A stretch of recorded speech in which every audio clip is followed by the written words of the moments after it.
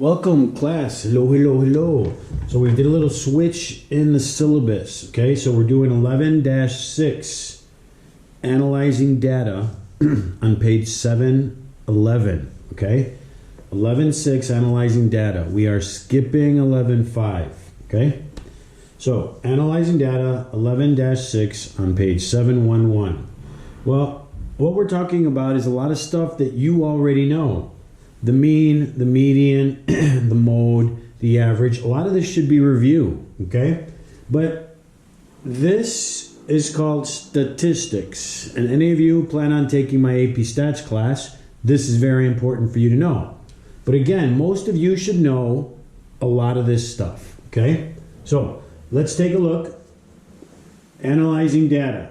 One of the important things about analyzing data statistics, there's a lot of statistics going on right now that we're doing in terms of the COVID-19 virus, right? I mean, all kinds of statistics. That statisticians are so busy right now gathering data and doing exactly what this lesson's about, and more, of course. But they start here. And this is the basic data that they're gathering and information they're going to adapt. So, does this matter? This is one of the most often used mathematics in real life. It's used every day, all the time. Okay? So, analyzing data. Measures of tendency. That means what's normal. Okay? You deal with what's normal all the time. If you're walking, a bunch of people are walking to class, and all of a sudden someone starts running through the hall real fast, you notice that, right? Because that's not normal. Okay, people walking down the hallway usually is normal. If you're in the gym watching people play basketball, and people are doing their shots and whatever, and they're playing, all of a sudden you see someone come and do a super slam dunk, 360 under the leg slam dunk, you're like, whoa, because that's not normal, right? That's not in the central measure of tendency, where most things happen. Now, looking right here, I'll give you an example. It doesn't have anything to do with this, okay? I'm going to separate these guys like that and like that, okay? In terms of statistics, we have distribution of all our information, right? All the stuff that, let's say 100 people take a test, and the scores range from, 0 to 100, right? But really, the average score, okay, the average score on the test, let's say, is 85 out of 100, right? So let's take that away. So most score around 80. Some score, within 5 points of 80, right? Some score within 10 points, right? So this is 90, this is 95, this is what? Within 5. So 85 minus 5 is 80. And this would be 75 out of 100 on a test, right? So if we have 100 people taking a test, the average score on the test from everybody that took it, the average score is 85 out of 100. We can say 85%, that's okay. Okay? So that would be the normal. That would be our measure of tendency. It tends to go, toward the middle. Does anybody get a 0 on the test? Way over here, 0? I mean, that's really not normal, right? To sit there and to get a completely blank test, that's not normal, right? So that would be outside our measure of what's normal. What about 100? Does anybody get a perfect score? It's possible. Sure, that happens sometimes. It does, right?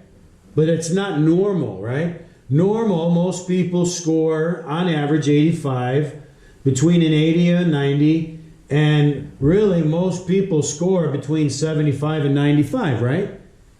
If you guys in your class are taking a test and there's like 15 of you, most of you would think, right, are going to score within a range of 75 to 90, right?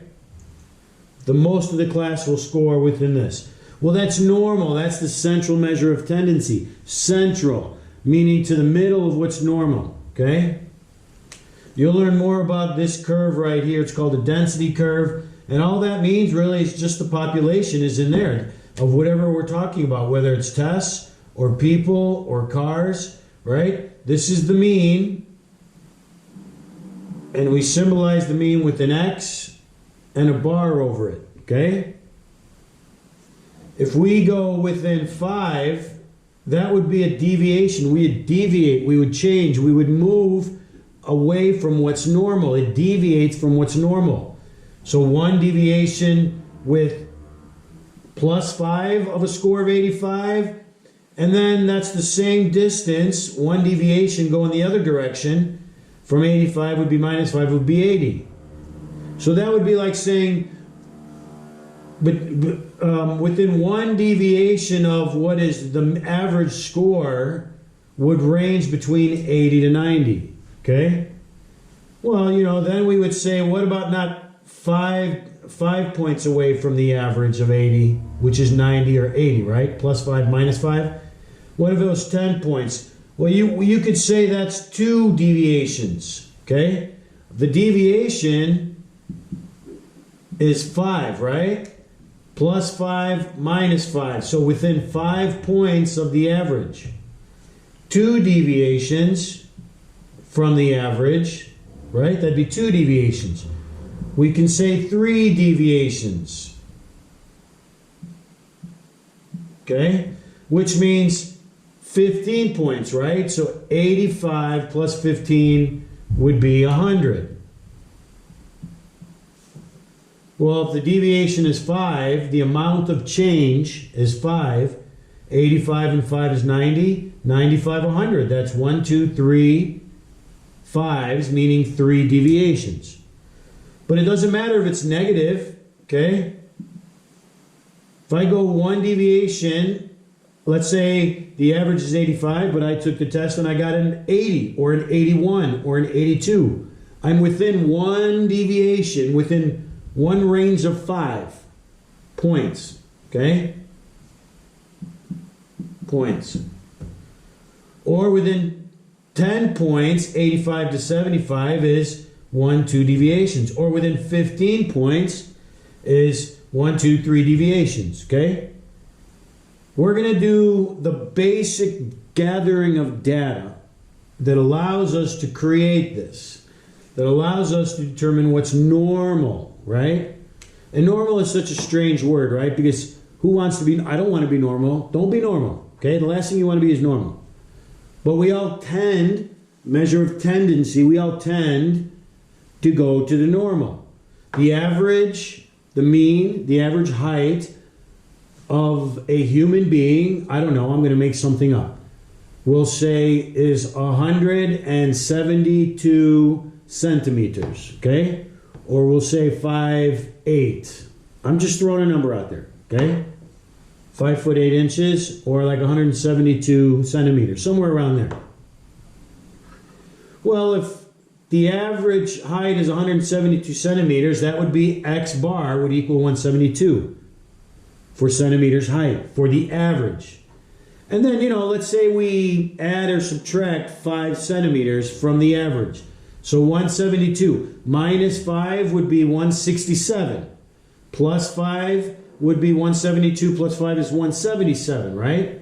So 167 to 177 would be within 1 deviation of what is the normal height of a human being, right? Do we have people that are 220 centimeters? Sure, but not many. You don't see them often, right? And so forth, right? So that's really the basic. This is the information, analyzing data to be able to make these and determine what is normal. What's the normal reaction to the flu virus? What's the normal response time to a vaccine working to cure somebody from an illness, right? Okay, these are averages. And then you can determine what is 1 deviation, 2 deviations away. And we call that a standard deviation. That's the standard deviation. Because it's what's standard, it's what's normal, it's the normal deviation, the standard deviation, okay? All right, I'm going to erase this.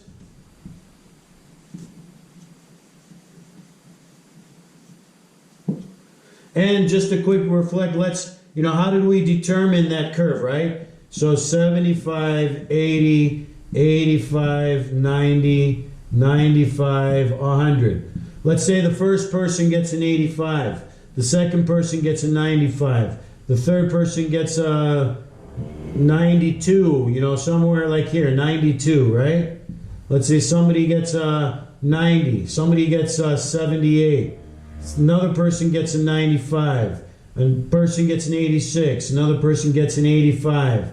Someone gets an 84. Someone gets an 84. Someone gets an 83.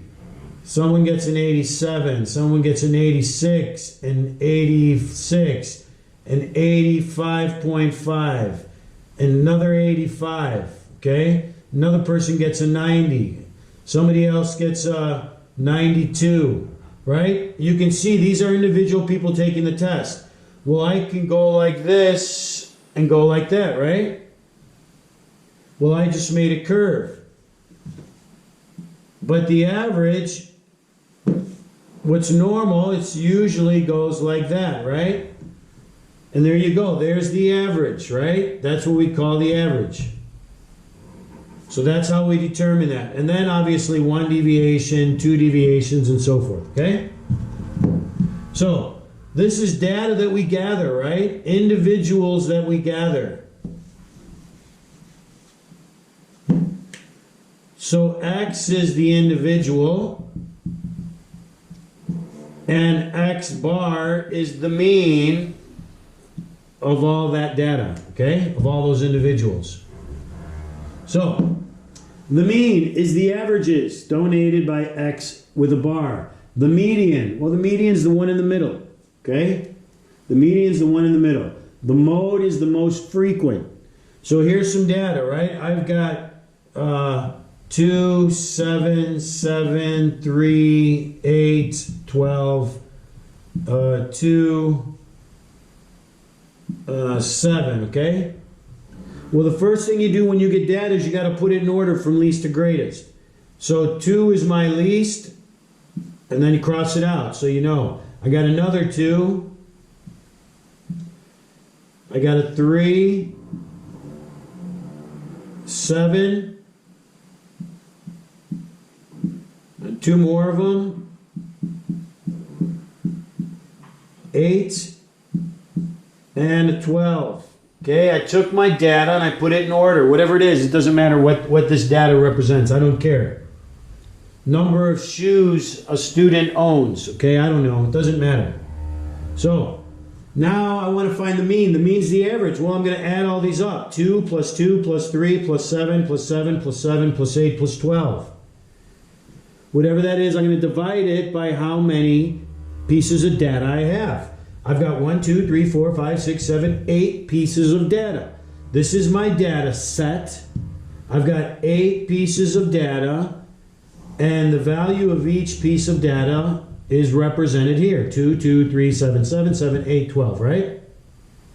So if I want to find the average, and we can say this is number of shoes, right?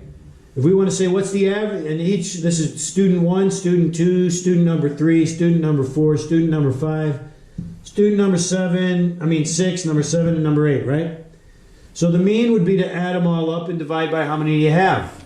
So 2 plus 2 is 4, plus 3 is 7, 14, 21, 28, 36, 46, 48. So adding these numbers up is 48.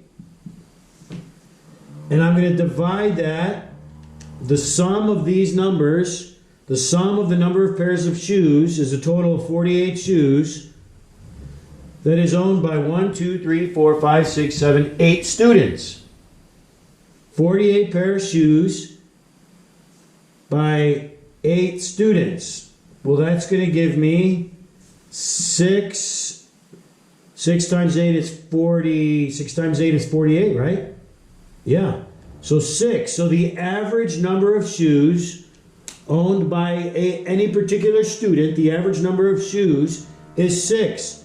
Because 6 pairs of shoes times 8 students is 48, right? So the average, the mean is 48. 6. The mean is 6. Okay? The mean is 6. 48 divided by 8. The median is the middle. You got to put it in order.